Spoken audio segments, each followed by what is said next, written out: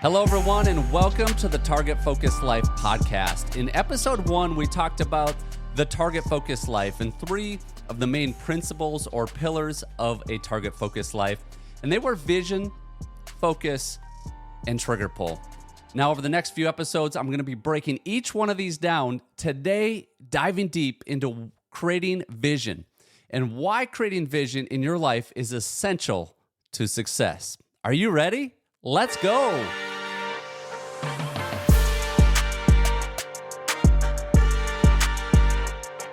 I believe that creating vision is one of the most powerful things we can do in our lives. Now, that being said, it's one of those things that's way too often overlooked and underestimated, and actually a lot of times not understood. So let's start there. Let's start with what is vision. We actually have 2 types of vision, right? One of them is pretty self-explanatory. It's our actual eyesight vision, what we can see with our eyes. It's very helpful in life. It allows us to move about the world, avoid obstacles, not run into things. It allows us to see danger that's coming potentially.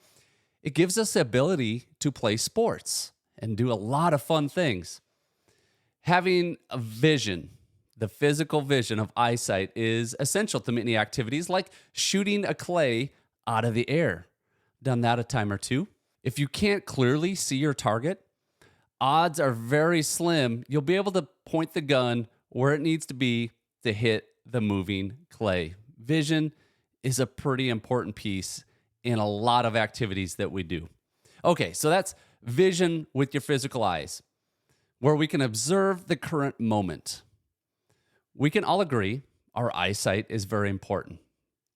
There's a quote from Helen Keller that I just love, because today we're not talking about the physical vision of our eyesight. Yes, we all understand that's important, and maybe it's something we take for granted. But Helen Keller, if you don't know who that was an individual that was blind and deaf. Talk about an uphill battle in this life. I could not imagine. But she said this: the only thing worse than being blind is having sight, but no vision. Because she's not talking about having physical eyesight, because she never had it. Another individual that lacked vision of the physical kind, aka blind. Just because a man lacks the use of his eyes doesn't mean he lacks vision. That's a quote from Stevie Wonder. The other type of vision, and the one we're going to be focusing on today, is the type of vision not where you observe the current moment, but where you can observe the future in your mind's eye. So what's the mind's eye? I didn't know our mind had a stinking eye. Our mind's eye is the ability of our mind to think about, dream about what can be, to envision a future reality. A vision defines the optimal desired future state. It tells us what we'd like to achieve over a certain amount of time. Why is vision important? Well, I believe vision is important because every meaningful success starts first with a vision. Take pro athletes as an example. They didn't just stumble into becoming a pro athlete. They had a vision that compelled them to put in the work day in and day out to do the things necessary to become a pro athlete. You see, without starting with that vision and having this future destination, no one would put their body through the torture, the hours, the time that it takes to refine a craft to become a pro athlete. They could see it in their mind, the mental reality of being a pro athlete, long before they saw the physical reality. Emmitt Smith says this. Emmitt Smith was a running back for the Dallas Cowboys. I believe he's in the Hall of Fame. He says, vision gets the dreams started. Dreaming employs our God-given imagination to reinforce the vision. Both are part of something I believe is absolutely necessary to building the life of a champion, a winner, a person of high character who is consistently at the top of whatever game he or she is in. I think that's a really cool statement there. J.J. Watt, who just recently retired, actually, and probably will be in the Hall of Fame at some point. If you don't have the vision for the end goal, you have no clue where you're going, and you're going to work very hard to go nowhere. Two really cool quotes by pro athletes or ex-pro athletes. And I got to say, from my own story, all of my accomplishments, big and small, have started with a vision where I could see the future state long before it was a reality. And so there's certain things like becoming a professional exhibition shooter that started with a vision, a dream that turned into a vision, and then eventually into reality. But I could see it in my mind's eye clearly long before there was a physical reality. Building a home in the country. I created a vision. I had a dream to build a home in the country, and I've now done that twice. Starting target-focused life. That started with vision. This podcast started with vision. Even my marriage and my kids started with a vision, believe it or not. So how do you create vision? I mean, is it just as simple as think about what you want in the future? Maybe to some extent, but here's some things to consider as you're intentionally creating vision in your life. First, I would say take time to dream. We live in a busy, chaotic world that is jam-packed full of opportunities and activities. We have busy schedules. Some of us have kids. We're running around. We're volunteering. We're doing all sorts of stuff. And that's not bad in itself. But this busyness, when we do have downtime, what do we pack that with? Usually mindless consumption of content. We hop on social media and we just scroll. We hop on TV, Netflix, whatever your desired streaming service of choice is, and we just consume. In fact, think about going to a grocery store line. Look at how many people are engaged with people and look at how many people are engaged with their phone. I'm not going to go off on a tangent here because I really have a love-hate relationship with cell phones because I think they're just constant distractions in people's pockets, constantly causing them to always be on. But we'll save that for a future episode. But no, those people in line often are looking down at their cell phones. They have downtime. There's no one to talk to. There's nothing to do. How do we fill it? Consumption. Here's the problem. We have such little downtime that we don't allow our brains time to process and dream. We first must take time to dream. Have you ever noticed that sometimes vision or dreams hit you at random times?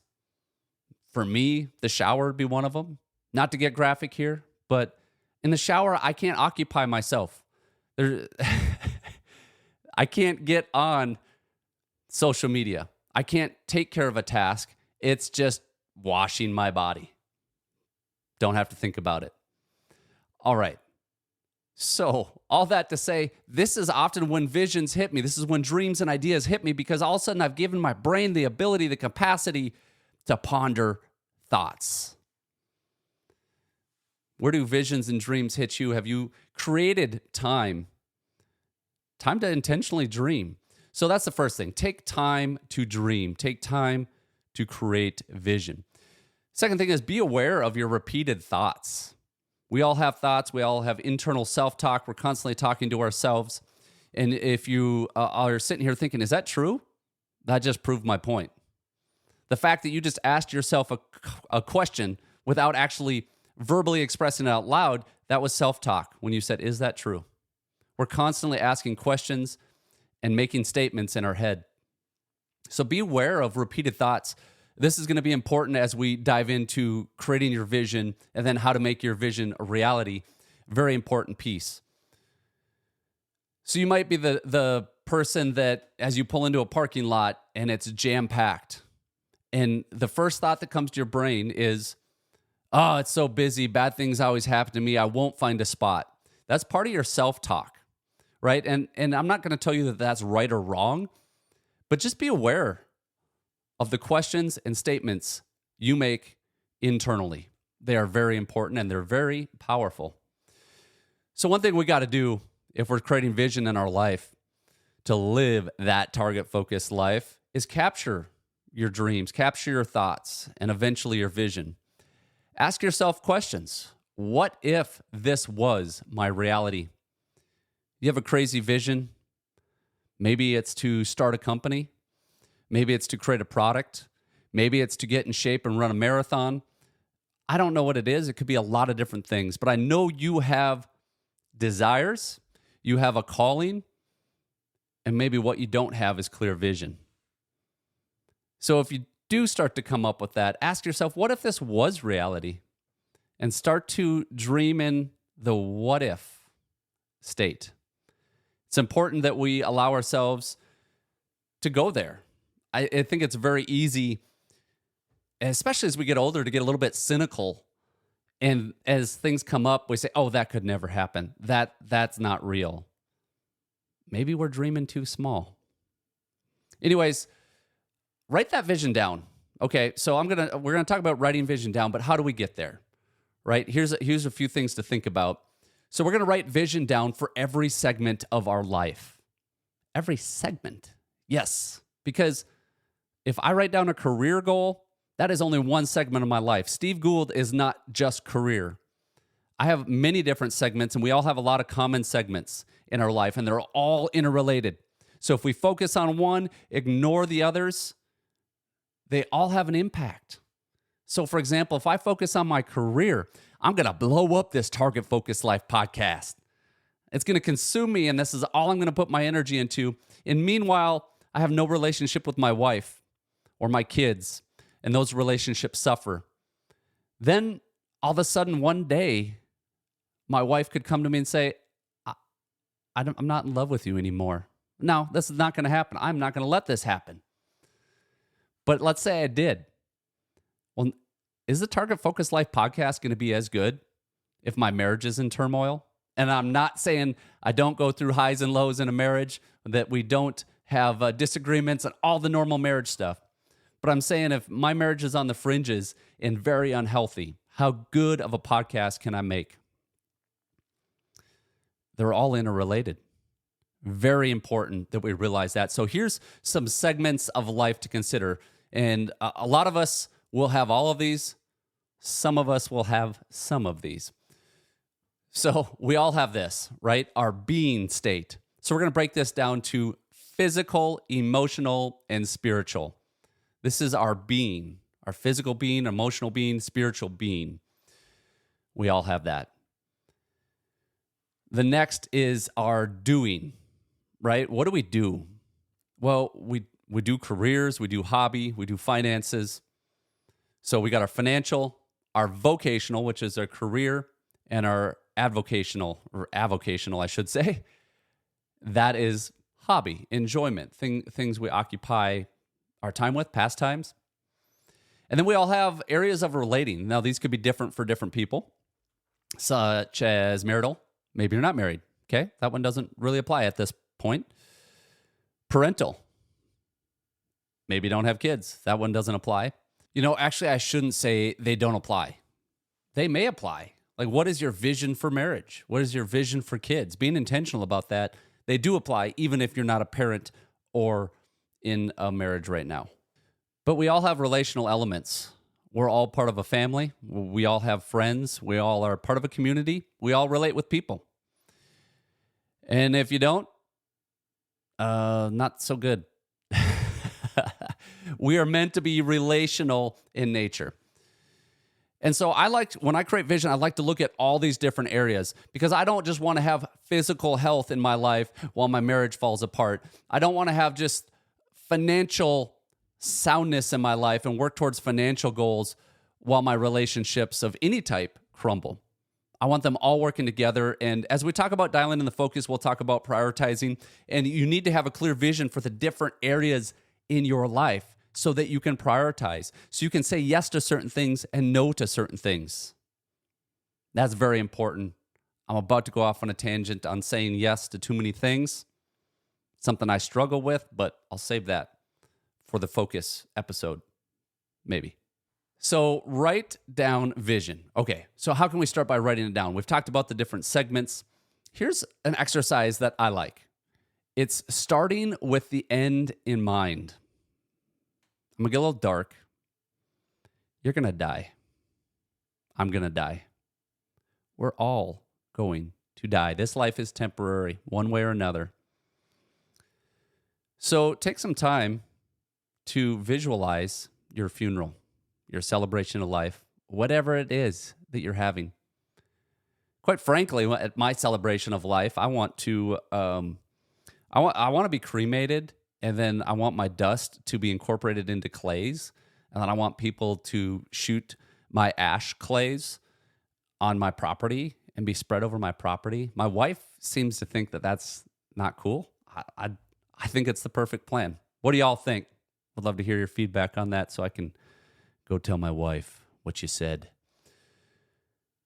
Start with the end in mind. You're at your funeral. Your spouse gets up. What does she say about you? What type of person were you?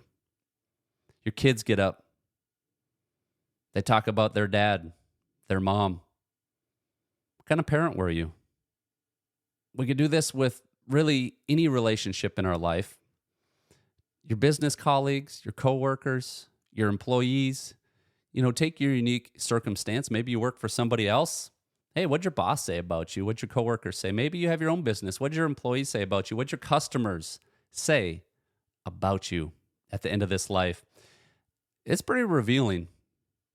I've done this a number of times. And, when you think about and you start to write down what you want people to say about you, you have to come to a hard place where you might realize my life is not heading that direction. I need to make some changes. That's also a great place. When you can come to that realization that my life is not heading the direction that I ultimately want it to, you can now take ownership, you can take accountability, and you can be intentional about creating the life that you want to create. How huge is that?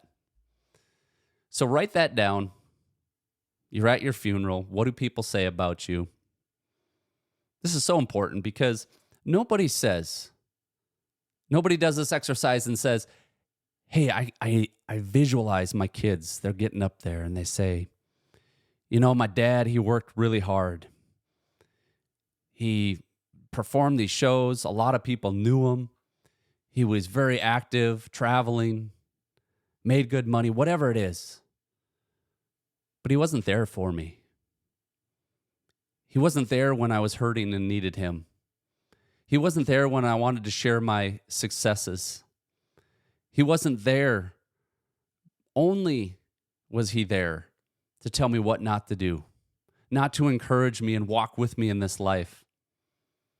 My dad was absent.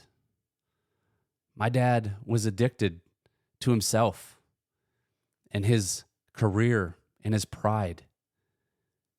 Nobody does this exercise and says that. Yet, so many people live a life, myself included at times, that are heading the direction of the kid that would say those things. This, to me, guys, is why it is so important that we live this intentional life. Because nobody wants to get to the end of their life and hear their kid say those thoughts. Nobody wants to get to the end of their life and say, hey, I had this dream my whole life to create this thing, to start this business, to live a certain way, but I never went after it. When we get to the end of this life, we're going to regret more the things that we didn't do, probably, than the things we did do. Now, that could be taken a lot of different ways. But we want to live intentional and get to the end of our lives.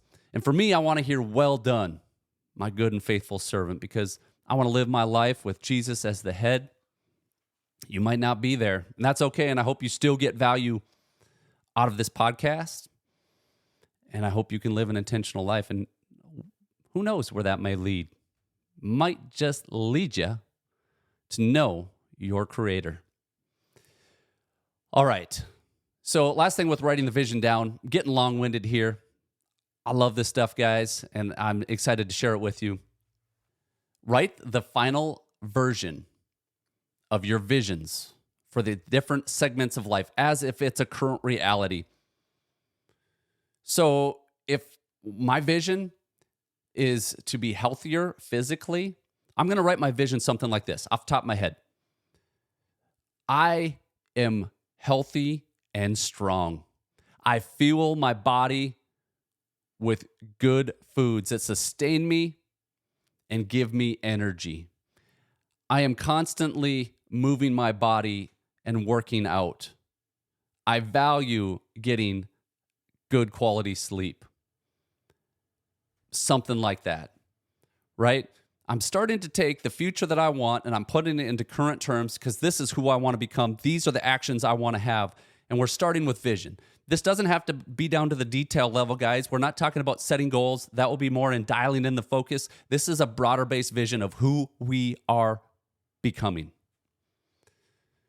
Okay, so how to make your vision a reality. All right, Steve, that's great stuff.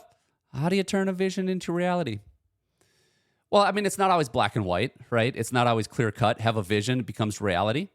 There's a lot of things in between of discerning whether this vision is worth going after, if this is something you should pursue. Do we have the ability? We're going to talk about that in a second. Do you have the ability? So we'll get to that. Here's what I'm going to say.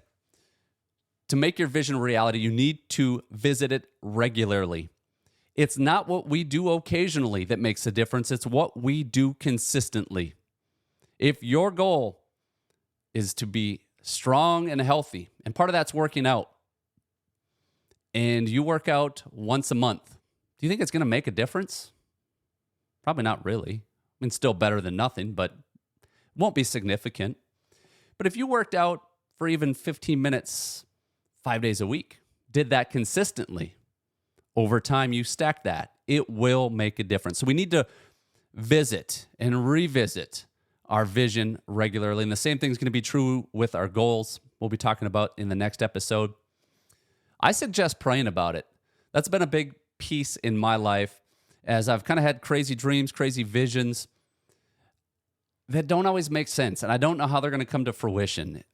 You want to be an exhibition shooter. What does that look like? How's that going to work? Here's the challenges. I don't know. I don't know. And it doesn't matter at this point because I can see it. But I want to seek God's wisdom.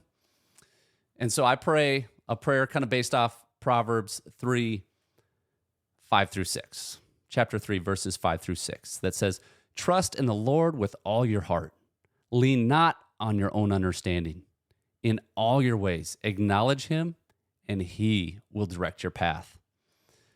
That's been huge for me to lean on that scripture. I don't understand the path a lot of times. I don't know how it's going to work out, but through the process, I'm going to trust in God with all my heart. My understanding is limited. His understanding is infinite. And when I put my faith and trust in him and lean not on my own understanding, he will direct the path. He will direct the path. So I recommend praying about it. I often say this prayer: open the right doors, close the wrong doors. Give me wisdom to know what doors to leave closed and what doors to kick down.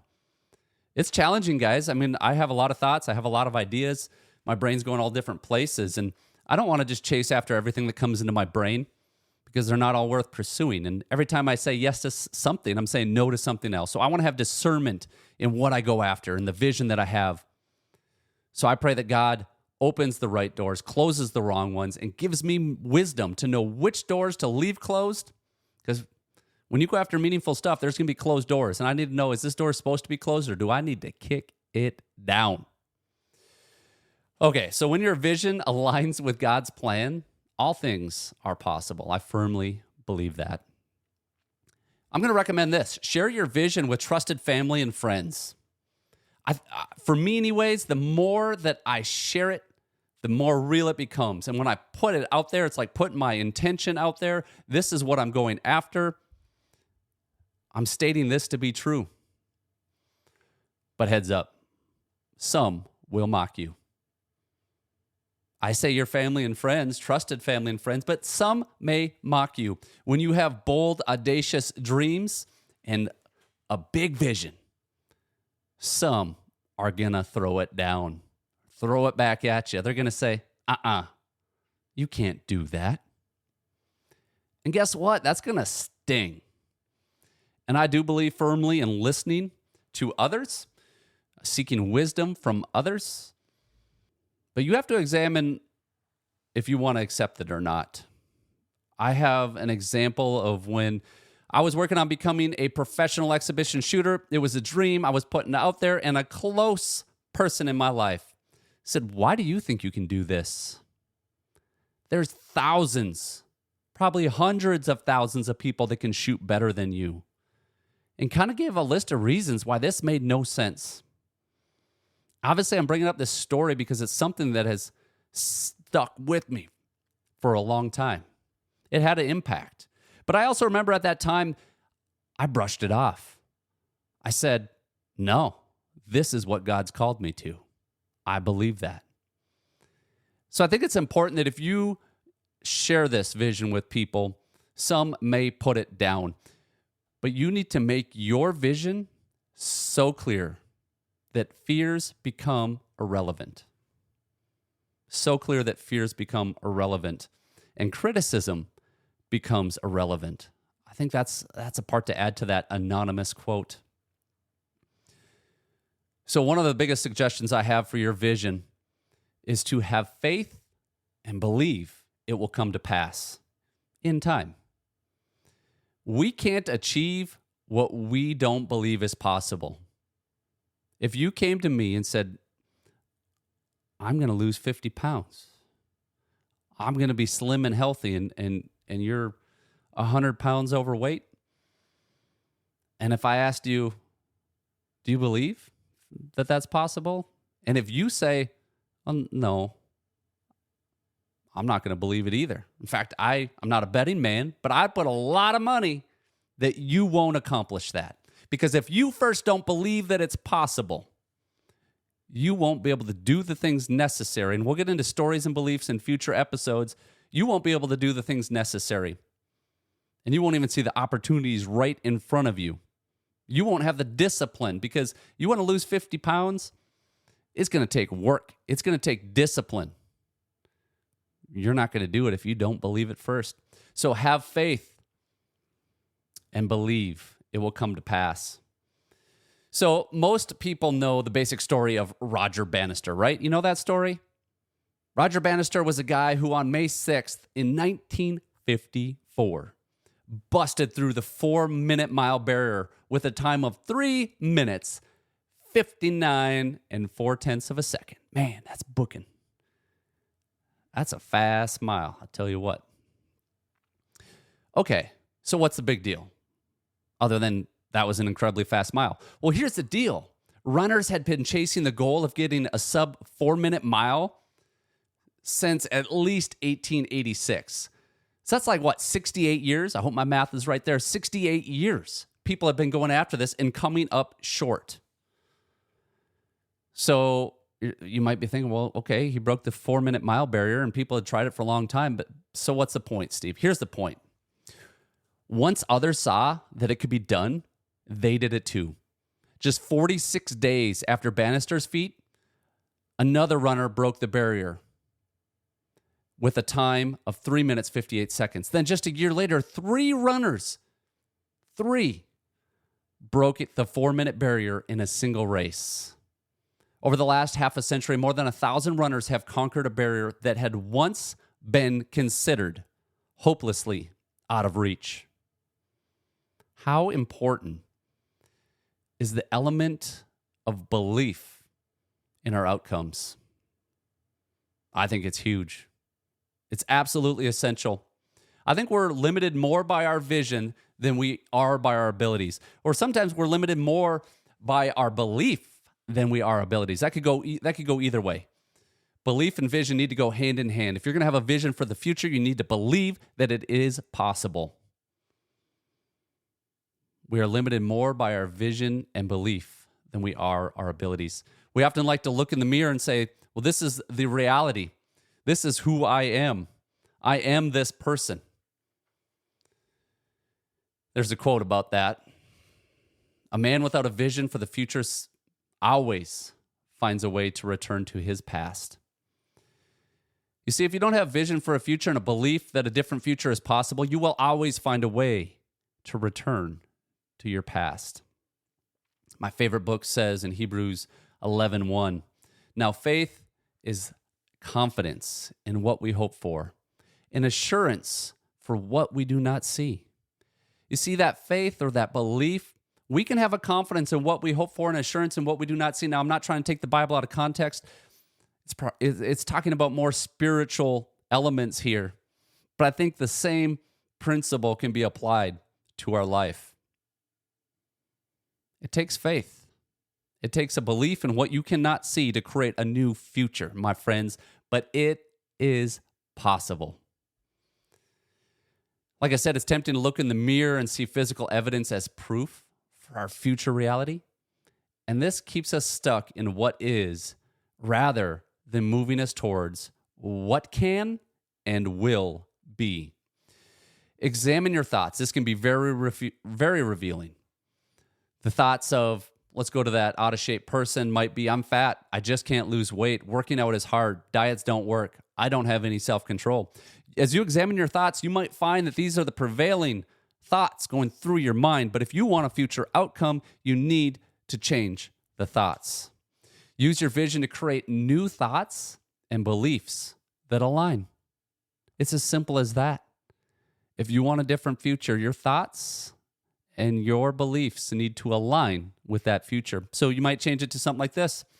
I'm healthy and strong. I enjoy strengthening my body. I fuel my body with healthy foods that give me clean energy. When I'm healthy, all areas of life are better. I choose what I want most over what I want now. I don't know who came up with that last part, but it's something my wife has said to me in the past. From time to time, I kind of do some resets and try to get my diet back on track and make some better decisions, honestly. And it's tough. If you've been eating a bunch of sugar, a bunch of carbs, you've just been pigging out for a number of months, maybe it was summertime, you just let yourself go, and now you're trying to rein it back in, say, hey, I need to have some discipline here. I need to cut some things out for a little while and reset because I'm kind of addicted to sugar, or whatever it is.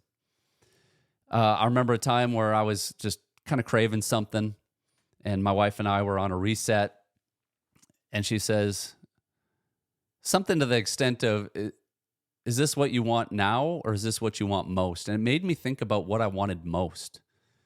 Did I want the sugary candy, whatever it was? I don't remember what it was. Did I want that most, or did I just want it now? And are we willing to sacrifice something we want now for what we want most? And if we're going to do that, the vision must be clear of what we want most. All right, wrapping up here in just a few minutes. So George Washington Carver, he was born into slavery, and he rose to become one of the most prominent scientists of the early 20th century. He said this, where there is no vision, there is no hope. I love that. A guy coming out of very difficult circumstances and creating a different outcome for his life. Creating a target-focused life always starts with creating clear vision. Once we have clear vision, we can start to dial in the focus. And that's exactly what we'll be talking about in the next episode. Dialing in that focus. What does that look like? Okay, we got some good vision. Well, we should by the next episode, right? Because you're going to go out now. You're going to work on creating that clear vision. I'm going to go back. I'm going to keep working on clear vision. This isn't a set it and forget it type thing. You're going to revisit this vision for these areas of your life over time. I've done it many times. I need to keep revisiting. So my challenge to you is to go out this week, work on creating clear vision for the different segments of your life so you can continue to live the target-focused life. Until next time, stay target-focused, my friends. See you later.